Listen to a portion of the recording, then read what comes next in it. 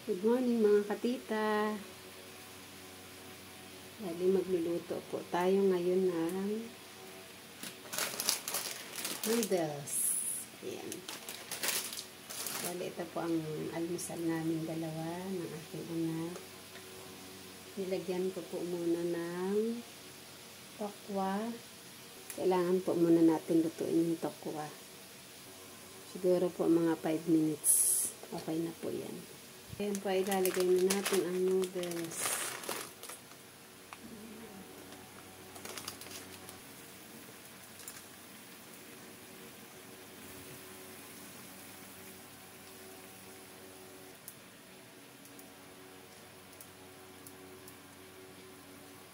Ilagay na po natin ang ingredients niya.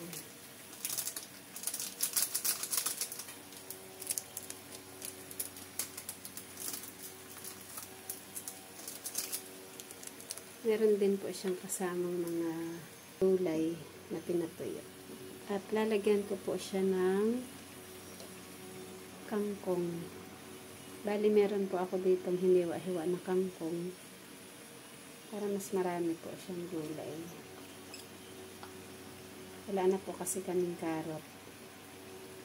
Gusto ko po sanang dagdagan ng carrot kaso wala na po. Kaya ito na lang po kangkong. Kung anong meron. Ito po pala ay spicy beef. Ayan, Korean beef noodles. Ngayon naman po ay lalagyan ko siya ng itlog.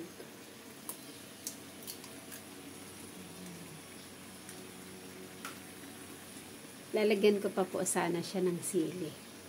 Kaso lang, nakita ko po na spicy na po pala siya. Kaya tama na po ito kasi baka po hindi magustuhan ng anak ko. Pero pag sa akin naman po ay okay lang naman po na medyo maanghang siya.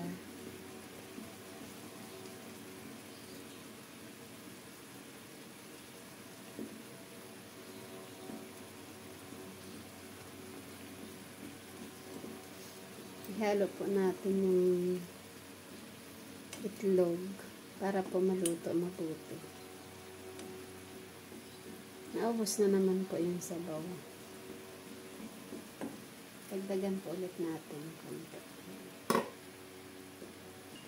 Okay na po yan.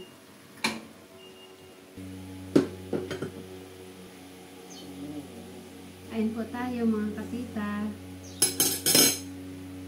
Tikman po natin ang noodles.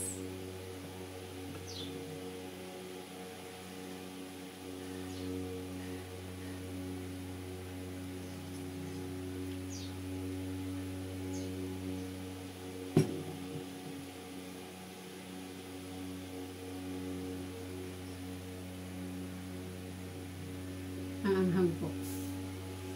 Pero okay naman po siya.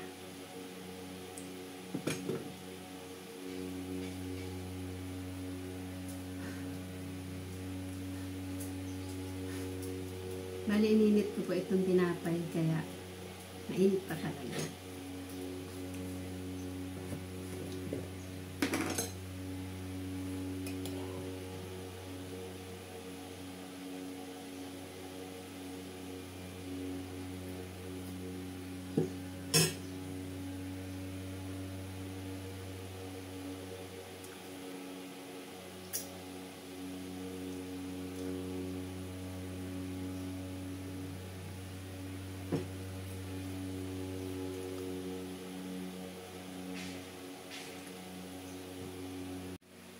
Ayan po ang mga kasama ko dito.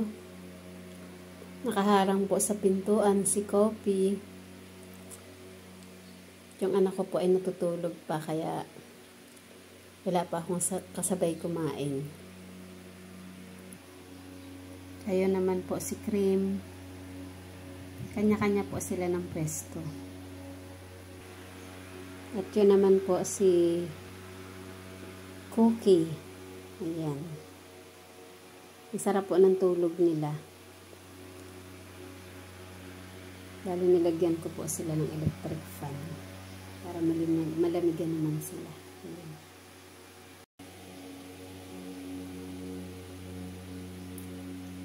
Busok pa po.